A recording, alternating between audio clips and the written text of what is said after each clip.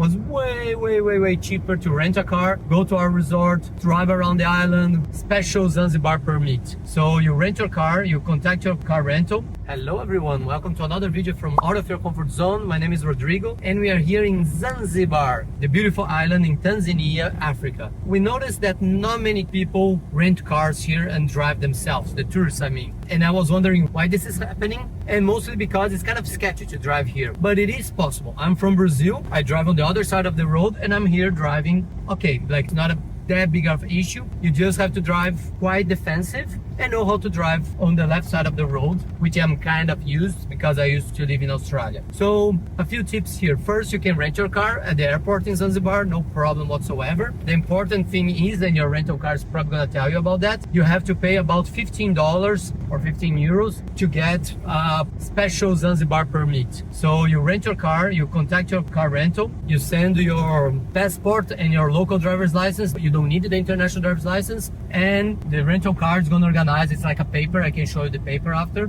It's a paper with a special permit for you to drive here in Zanzibar. As you can see, I mentioned I'm driving on the left side. So if you're British, Australian, everything is going to be much easier for you. A couple of things. Some roads are pretty good. Some roads are pretty bad. For this one here, for instance, there's quite a few potholes. We arrived during the night. You have to drive during the night. It was kind of sketchy. Like I got some pretty bad potholes that we were lucky that we didn't have a flat tire, but you have to pay attention. You can see here some of them. It is sketchy. Also, thing about passing, you see like everyone's trying to pass even if there are no other cars coming, so the opposite happens as well. The opposite traffic is coming and someone tries to pass you, try to pass the other car, and it's gonna be in your lane. In this case, you literally gonna have to stop your car and let them finish passing, or you go to the shoulders and let them passing. It's kind of sketchy, but it is what it is. Those things are not super respected here. As you can see, they don't have a midline here on the road. Gasoline, they don't accept credit cards, so always have cash to pay for gasoline, petrol, because no place, you try like 6 different gas stations, you have to pay with cash. Be careful with police. Oh, see, like there are quite a few potholes here. Oh, you have to be sometimes a bit sketchy. Sometimes you can't avoid them. Yeah, can't avoid them because it's, yeah. Police, we saw quite a few checkpoints. We heard that in the past, the police would stop you, and even if everything's perfect with your car, driver's license and everything, they would find some excuse. Oh, you know, there's this problem here, I'm gonna have you to take to the police department, everything. Essentially, they wanted a bribe. And then you give, I don't know, 10,000, 20,000 shillings, $10 more or less, and usually they forget the problem you had. We saw a few checkpoints, nobody asked us to stop, so that's a good thing. So far, we are going back to Stone Town. So far, didn't have any problems with the police, but be aware of that.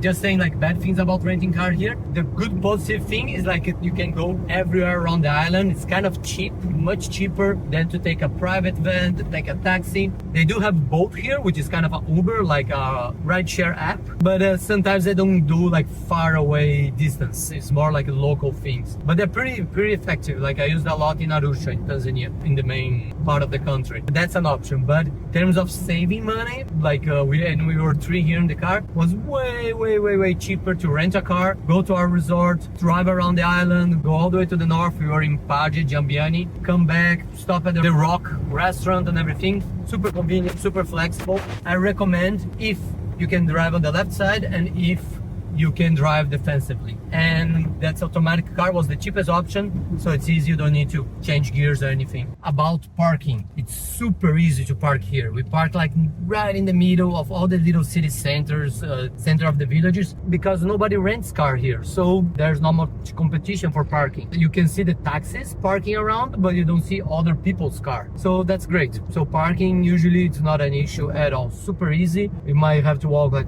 3-5 minutes or even less to the place you want to go. At least for us, it wasn't an issue. And about renting the car, usually what I do, I have a few websites that I use to research and compare different car rental companies and different prices to find the best deal. And pay attention, obviously, if it's insurance is included or not, if you're gonna use your credit card, and if they have, oh, look at that, look at that. I literally have to leave to the shoulder, otherwise that guy hit face to face with that guy. Happens a lot.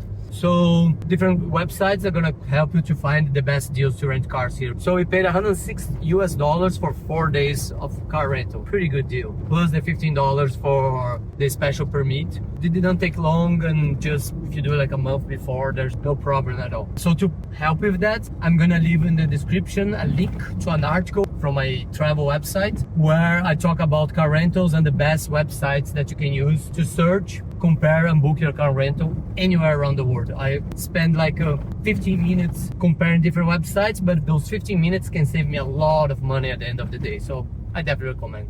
And that's it. If you have any comments, any questions, specific questions about driving Zanzibar, just let me know in the comments area. Then I'm always gonna get back to you. Until the next time.